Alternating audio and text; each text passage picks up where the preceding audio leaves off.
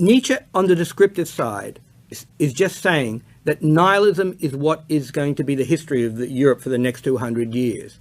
He's not endorsing it, he's just saying it's a historical inevitability.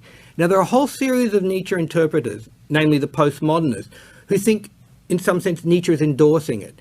They agree with Nietzsche on the descriptive side. They say, look, we moderns, we've lost the idea of external authority. Lyotard, a very famous postmodernist philosopher who wrote this famous book called The Postmodern Condition, says postmodernism is an incredulity towards all meta-narratives. Meta-narratives is like a story of what creation is about, like the providential story of God's creation, or what existence is all about. The utilitarian's idea that what we exist for is to increase the greatest happiness of the greatest number. Okay, so Lyotard says we become completely skeptical of all those stories. But in response to that, he says we should become ironic. We don't take any story seriously, and we just play and we move from story to story as it suits us.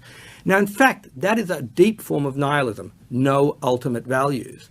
And Nietzsche actually, in some sense, predicted this. He was very prescient. He said that's what was going to happen with weak people. When weak people realize there is no external authority, what they're going to do is they're going to become completely ironic. They're going to feel like they're epigones, this is the end of history, whatever, and there's no story we need to take seriously.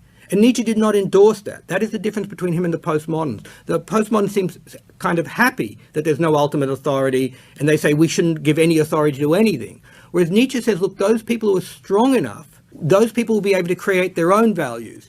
And that's the challenge he puts out to us moderns. He says, look, once you've realized that there are no external authorities, you'll go through this period of nihilism, you'll say there are no ultimate values, but those of you who are strong enough will be able to create your own ultimate values.